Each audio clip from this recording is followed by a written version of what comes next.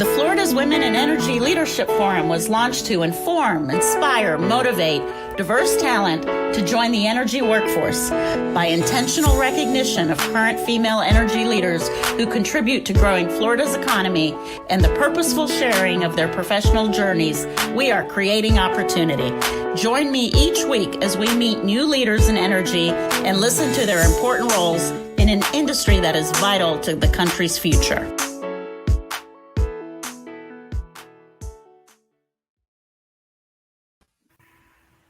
Welcome, ladies. Welcome, Peveeta Samuel, the newly married Peveeta, and Kathy Judkins. Congratulations, Peveeta.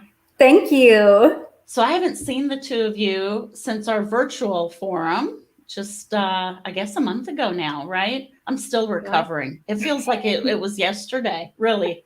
Literally, I'm still recovering, but what a great forum. And thank you both for being great supporters. Peveeta is with us today from Duke Energy, and Kathy Judkins.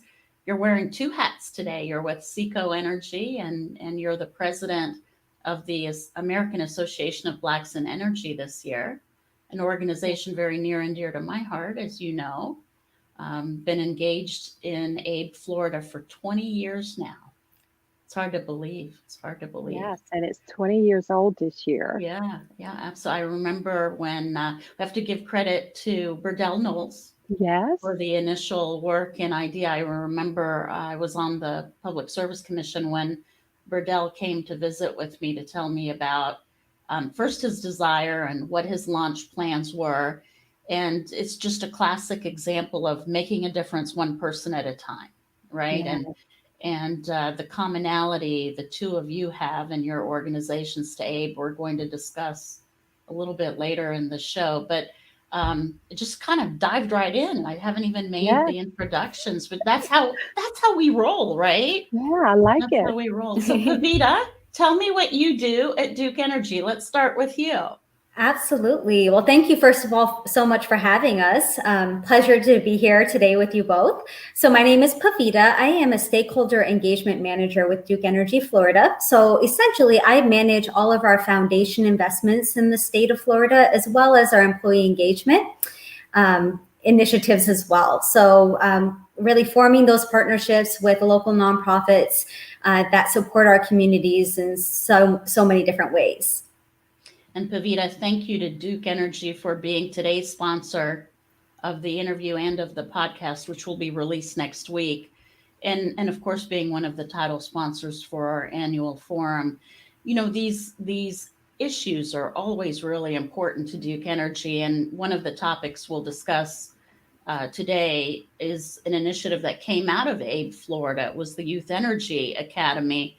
And Duke was the leading company to launch the Youth Energy Academy. So can't wait to hear about that. But how did you meet Kathy? What's your friendship with Kathy all about?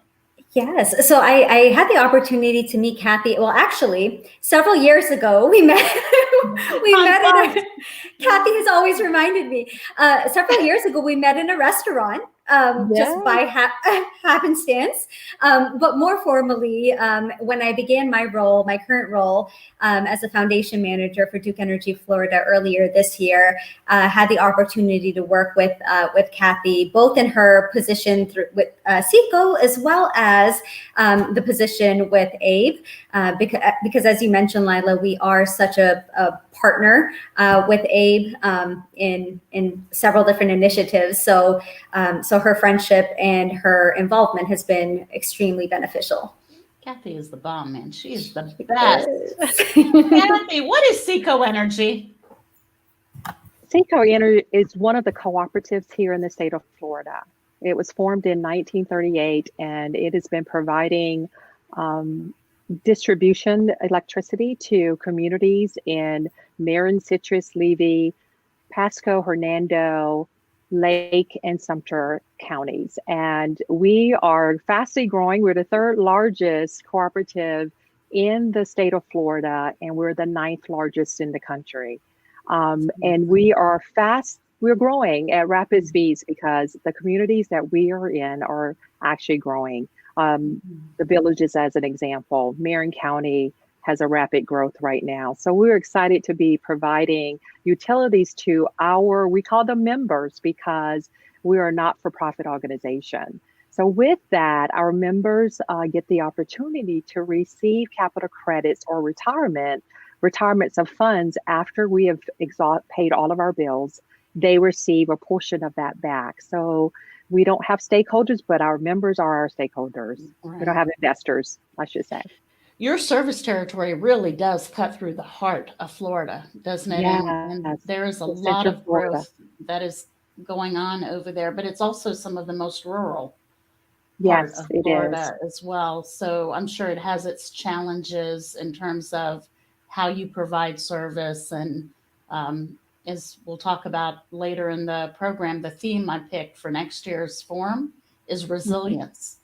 And, that could take on many meanings, right? So the selection of the theme is purposeful.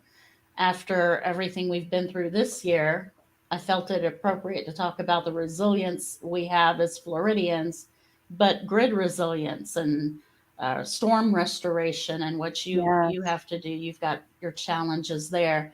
Are you part of the Seminole Electric Rural Co-op as well?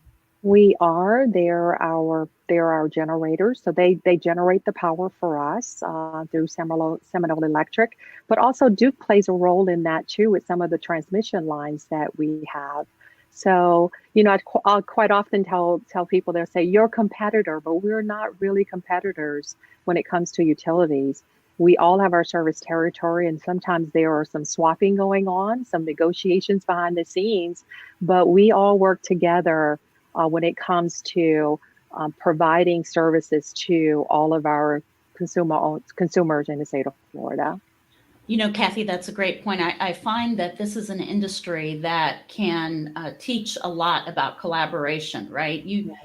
As an industry, generally, you have to collaborate on so many initiatives, storms being one, power coordination being another, and then initiatives like Aid Florida. So let's talk about the American Association of Blacks in Energy. For the viewers who are watching and don't know what that organization is, of course, if they're followers of the Florida's Women in Energy Leadership Forum, they should know what it is, right? Because we are so actively engaged. But for the few that may not know, describe what ABE is.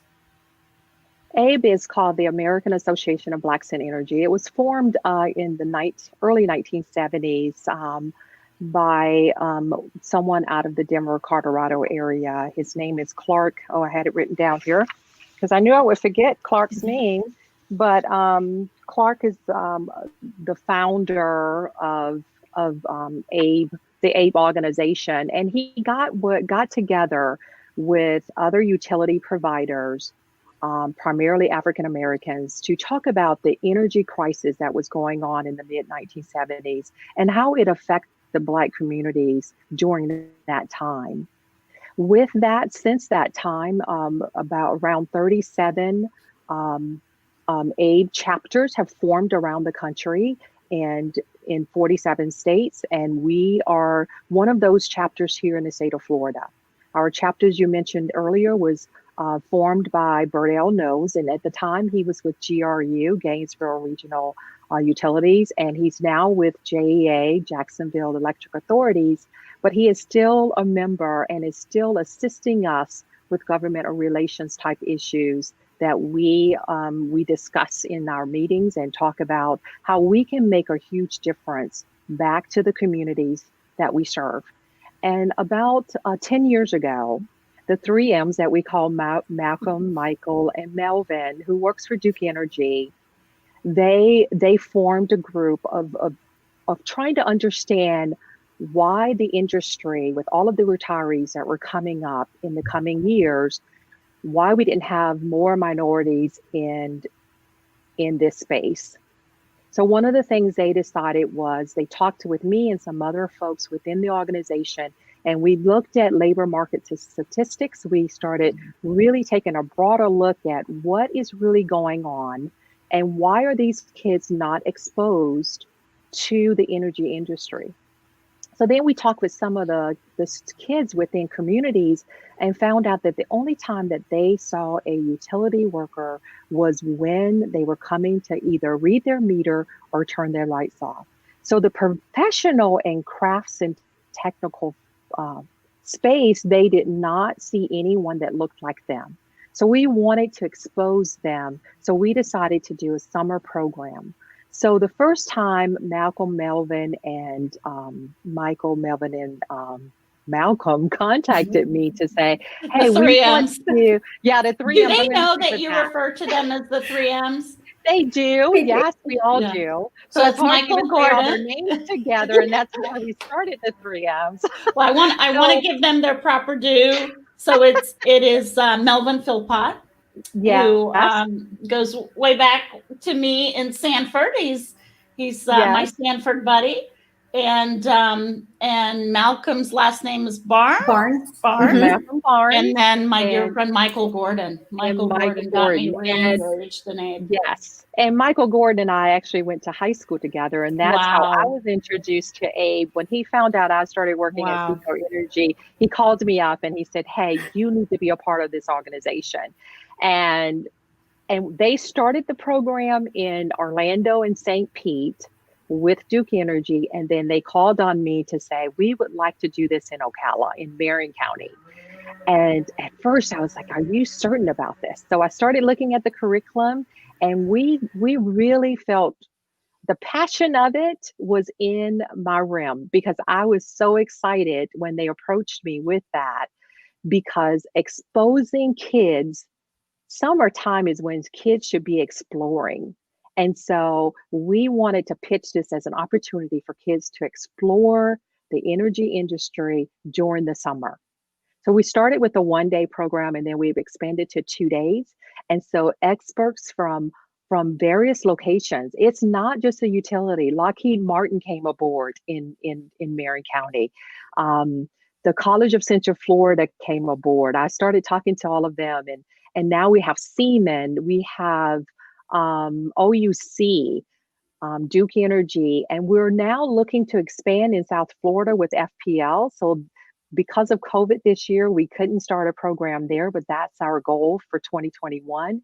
And then we would like to also expand in the Tallahassee area. So FAMU came aboard, and we were planning out all of the activities for the students with Talcon Electric as well, with my dear friend Marcel there. And we were mapping out what we were going to do in Tallahassee. So I can't wait for 2021 so that we can implement those projects. And also JEA in Jacksonville, they've probably been doing their program for about 4 years now. We've had well over 3,000 kids to go through our Youth Energy Academy. That's amazing. So let me open up the floor to questions from our viewers. You can insert your questions into the Facebook chat box. We'll pick up the question and ask it on air. So feel free to do that. So as I wanted to acknowledge the 3 gentlemen, Kathy, and recognize that all 3 of them are from Duke Energy and were critical to starting and launching the Youth Energy Academy. But the other thing I wanted to really drive home is the point you made about encouraging students to pursue the careers when they can see themselves in those careers. And in case it's not obvious what we're talking about, the 3 M's are Black male professionals who are in the energy industry and have been for quite some time. So when, as an industry, we're talking about have been in the industry for quite some time, and when we discuss how we're trying to encourage minorities and women to join an industry, it is helpful that we can see someone who looks like us. And Peveeta, that's a philosophy I think that your company has carried forward in conversations related to ESG and conversations related to equity, diversity, and inclusion. You know, you as a company, perhaps more than most. I've never done a comparison of each company, but after the George Floyd murder, Duke was very, very vocal about the need to do more in social justice, in the social justice arena. Absolutely, Lila. Over the summer, Duke Energy, we invested in 23 local organizations that were focused on social justice, racial equity. ABE was one of them, and 22 others, with the sole focus of increasing diversity and inclusion in the communities we serve. So one of our purposes at Duke Energy is to power the lives of our customers and the vitality of our communities. And the way that we do that is through strategic investments through our foundation, but also really sensing the needs of our communities and being able to respond to those needs and address those needs as appropriate. And to your point, recruiting diverse candidates to work in the energy industry is so important, so that way future generations can see folks who look like them in the energy industry and want to continue to work in the energy industry. And one way that we are able to help do that too is through programs like the Youth Energy Academy, where we do work with diverse students and provide them with an opportunity to learn more about the energy industry and various aspects of it. Maybe it's an introduction. Maybe they, to Kathy's point, they had never thought of a career in the energy industry. So the Youth Energy Academy and the work that we do with ABE is one of the ways that we're able to help introduce our industry to a diverse population of students who can then hopefully explore careers in the future with energy companies across the region. We have our first question, Peveeta. I assume it's for you. The question is, how can one receive a grant from the Duke Energy Foundation? Absolutely. So our foundation has various priority areas, and we have grant cycles. They are listed on our website. And the main priority areas of our foundation are education, so K through 12 education, workforce development, and environmental or nature. So those are the main overarching areas. And then, of course, we do a lot in just general community needs, local community impact grants as well on a more localized scale with our community relations managers, and then some in storm preparedness and diversity and inclusion. One of the great things about our foundation grants is that we do approach each of our grant applications through a lens of diversity and inclusion. So we do ask questions specifically on our grant applications about the audience that the grants will be serving. So that way we can ensure that the grants that we are providing in our communities are reflective of our community's needs.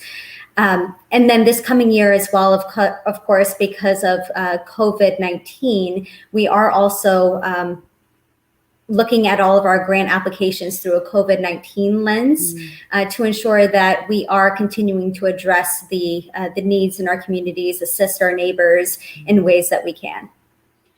Kathy, the next question is for you. How can a student become more involved with ABE, specifically probably the Youth Energy Academy? Youth Energy Academy is one aspect, but we also have a scholarship program.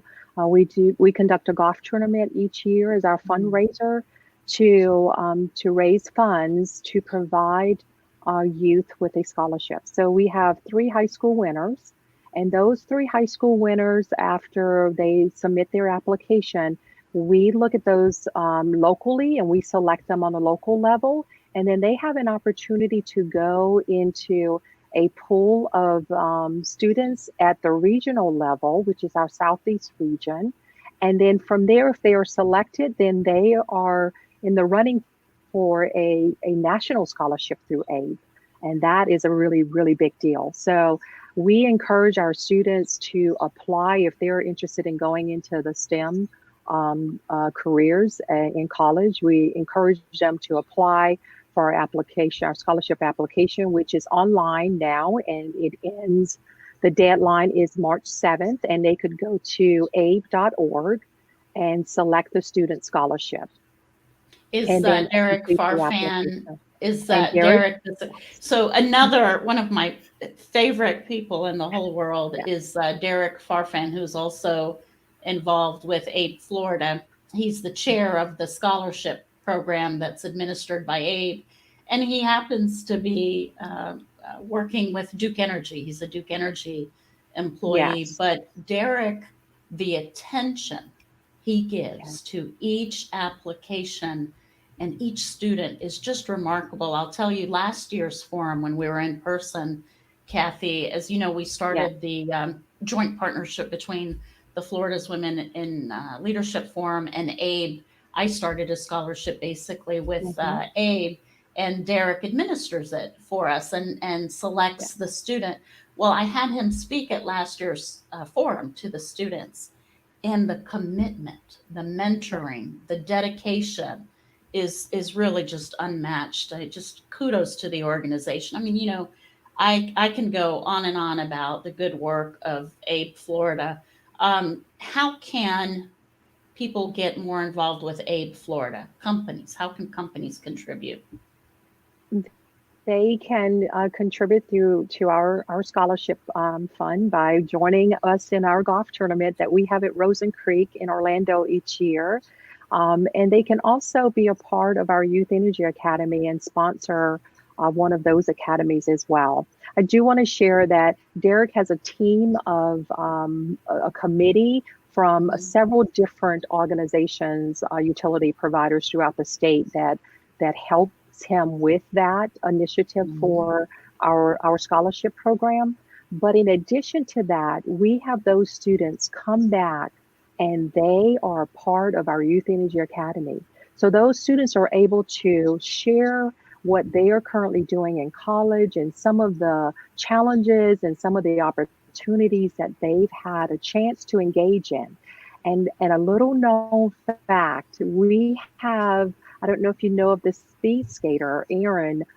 She is a person who went through our Youth Energy Academy, our scholarship program, went to the University of Florida, and actually helped us start a Florida chapter, Gator chapter for ABE. And then she went on to become a speed skater for the Olympics. So, and she graduated as an engineer. So we're just excited about the opportunities out there and the students that we're just blown away when we get those applications and we can only accept 3 high school winners out of a pool of 200 to 300 students. It is it's challenging. But what we also do with those students is we introduce them into a possibility of careers within the organizations within the ABE Florida chapter. And we also talk with them about internship opportunities and career opportunities. Wow. So you just gave me an idea, Kathy. Okay. And since you brought it up, you've just voluntold. You were just voluntold to invite her to speak at next year's forum. Yes. Right? She needs to come and share her personal story. Yes. Okay. So check that one's off the list. It's on will. Okay. Peveeta, this is the time now in the show where we talk about our personal stories. Tell me how you got to Duke Energy. Share your story with us. Absolutely. So I had a couple of previous colleagues who had worked for Duke Energy, and the one main draw, the first initial attraction for me to the company was seeing all of the community involvement that they were doing as part of this company. So they would post on their social media the volunteerism, the volunteer activities that they were doing, the various grants that they were involved with, and it really piqued my interest. So I began with the company about a little over 5 years ago in a communications role. So I managed various communications projects for Duke Energy Florida, including the foundation.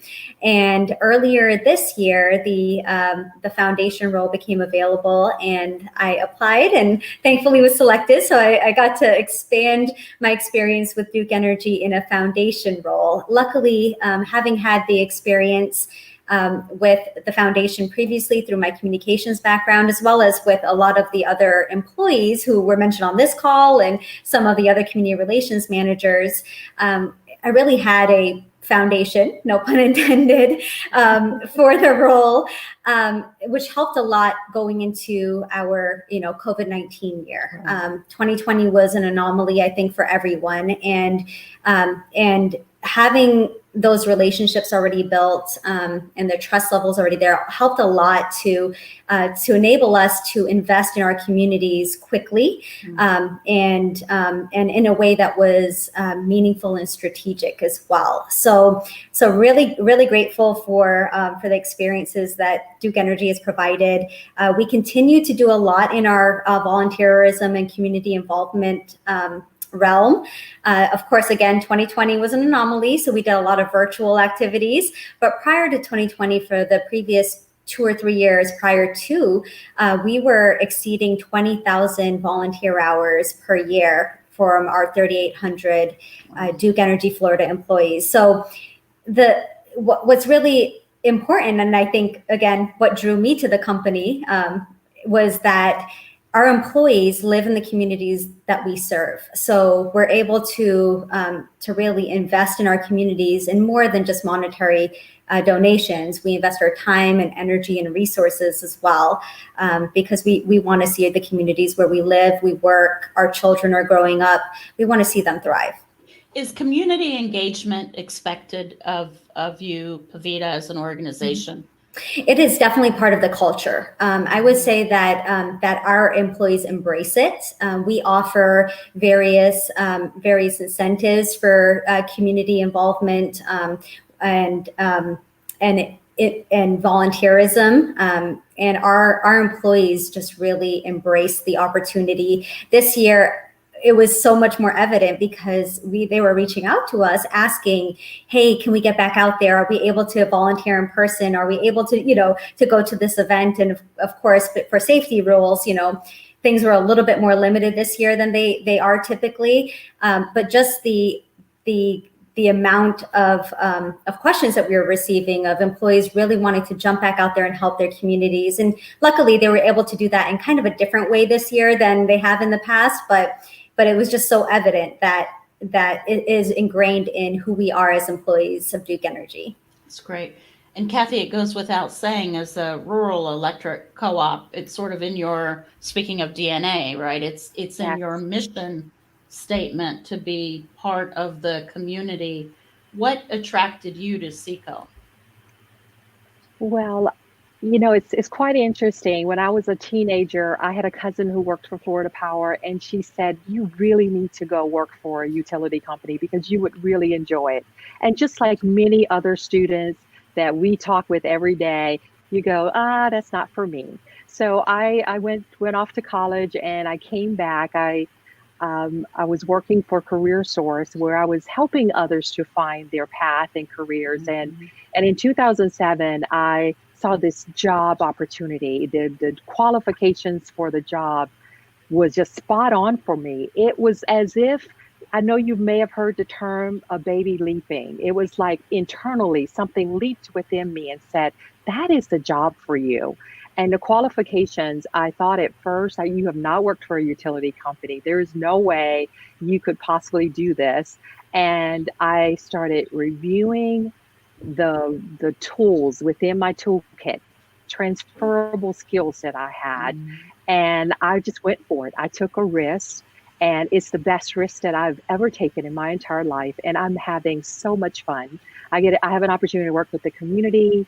I manage our charitable giving opportunities within the company and government relations. So I work with the local, state, and U.S. Congress legislation, and I am having the best time of my life. Oh, I bet. And I'm so glad you both have in common that communications background, which is interesting. I always get asked the question from college students, what degree should I major in if I want to enter the energy industry? And you both are examples of two things. First, you left yourself open to take those risks, and you were both remained flexible in terms of what positions you took with the company. Peveeta, you started in one area and switched to another when the opportunity came open. But the third example is, we often hear, and we've talked about it on the show before, where men will say, yes, I'm qualified, I'm going to go for it. And sometimes women are hesitant. Well, you're examples of, no, I can do that. you might have had to prepare, and you might have had to do an inventory of your skill sets so that you could interview better, perhaps, but you went for it. And I think that that's a tremendous lesson for students listening to the show. But with that, I do always get that question. So, what advice would you give to a second year college student that's looking for a career in the energy space? So I would say keep your opportunities open, or be open to various opportunities. To your point, Lila, if you would have asked me in college if I would have seen myself working for an energy company, I didn't really know of the opportunities back then. But again, to Kathy's point, it is one of the best decisions I've made. So, my previous work experience has certainly gotten me here, but I've had to grow a lot into the role and into the company, which has been welcomed. And so the advice that I would provide to a college student is to search out for various opportunities, make as many connections as you can, and just be open for where the path takes you. Many times, that when you think of an energy company, you think of STEM-related fields, the engineering, the science. But to your point, I'm from a communications background, so there are other opportunities as well in the energy industry outside of the typical STEM. Of course, STEM is so important to our industry, but there are other opportunities as well. So being open to them is of utmost importance, I think. Absolutely. Kathy? I agree with everything you've just said, but I will also add that networking is so important. It always pays off. I mean, sometimes it's unexpected in unexpected ways. So be willing to be a part of local group organizations. You never know who's in the room. You never know if that one connection is going to prepare you. And I'll give a prime example. When I was applying for this position, I had been interviewed 3 times. The final interview was with the CEO, and he said, I would like for you to create a business plan of what you would do with this new position within this organization. I was able to call on a friend who lived in Oklahoma, who called her niece who worked at Ceco at the time, who called another friend who worked at Duke. I contacted all of them and I started the networking, and they gave me little nuggets of what I could prepare that business plan to include in that business plan.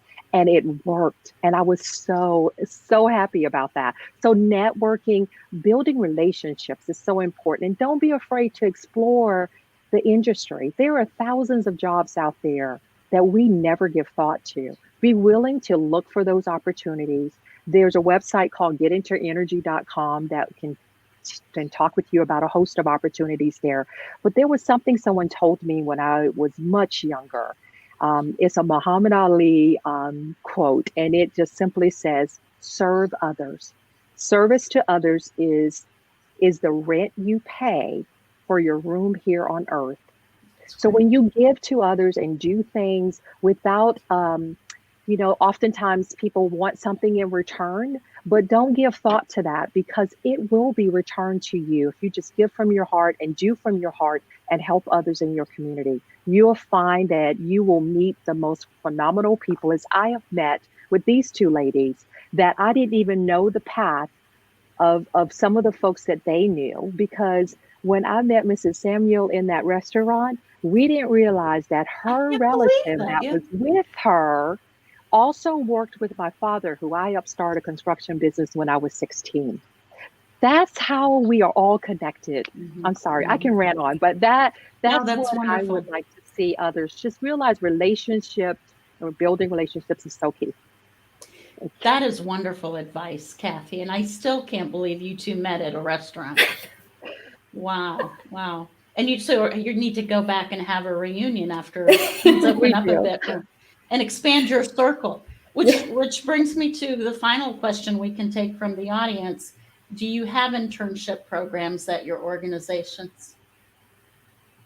So yes, I can start. We do, and they are in various parts of our organization.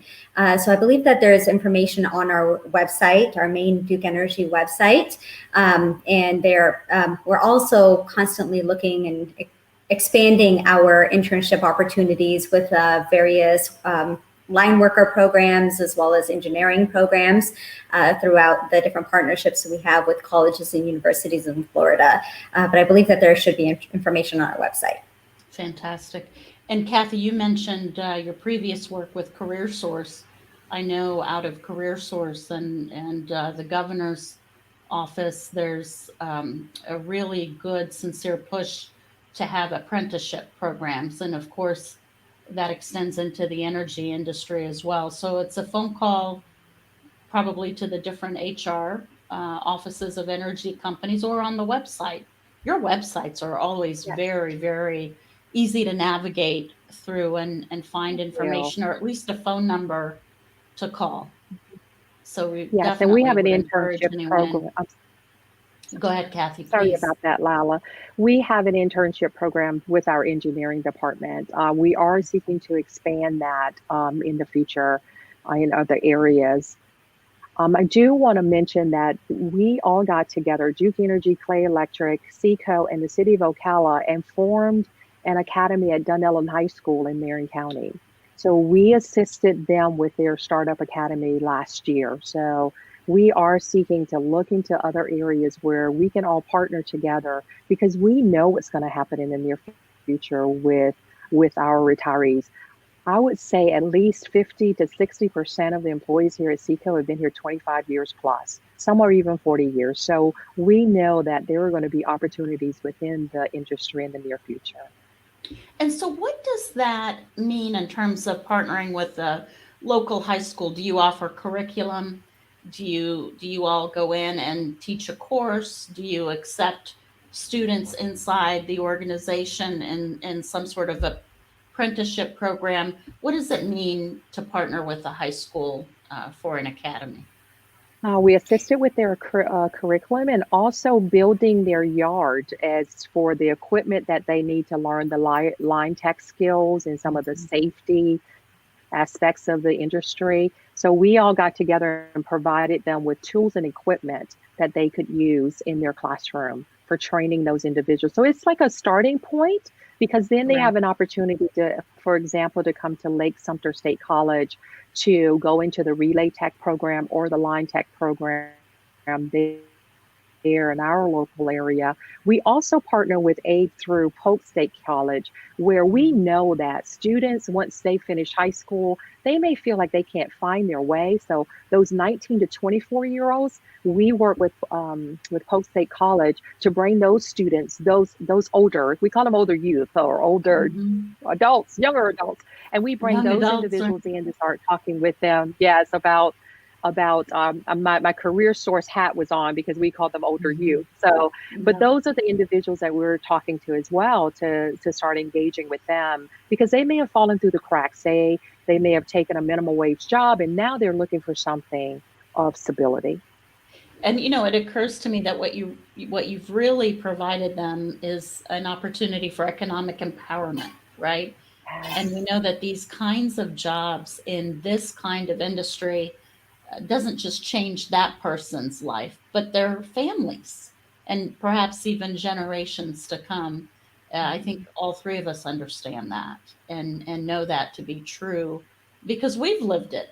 And, that technical capability gives them, I think, a head start in being able to find a job. Yes. So, Peveeta, what are your holiday plans? So taking it easy in true COVID style. So my husband is a first responder, so he will be working that day.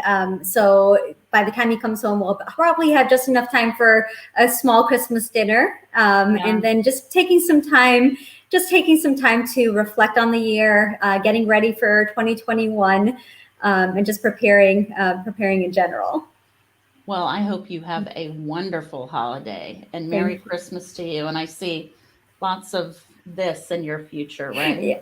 Yes. Yeah. Yes. Kathy, what about you? I already saw your mask. You were wearing it before we started the interview. Very similar. We've been back at work 100% with all of our employees, and and we all have those safety precautions that we're taking. And I couldn't go to a lot of community events this year because of that, because we're essential workers and we have to keep the lights on. It is so important. Tomorrow morning is going to be a little chilly here in Florida, and we want to make sure that we have all of our folks ready to go. And safety is so important that I'm going to be doing very similar, is just taking a chill pill until we can for the holidays, and just have some downtime and enjoy my mother who's with me, and just enjoy family as much as I can. That's wonderful. Well, I enjoy the two of you. I want to thank you personally for being with us. I want to wish you a Merry Christmas and a happy holiday, and hopefully a joyous, healthy, and prosperous 2021. We are resilient. We are resilient. All of us Americans are resilient, and I hope for better days ahead in 2021. If you are out and about during the holiday season, we are not kidding. Peveeta, Kathy, and I join in reminding everyone to wear a mask. It can be Christmassy mask, it can be a holiday mask, it can be a medical mask, but please do wear a mask and be safe. Thank you for joining us. We look forward to seeing you after the first of the year. Happy holidays, everyone. Thank you, Peveeta. Thank you. Happy Thank holidays. you. Thank you.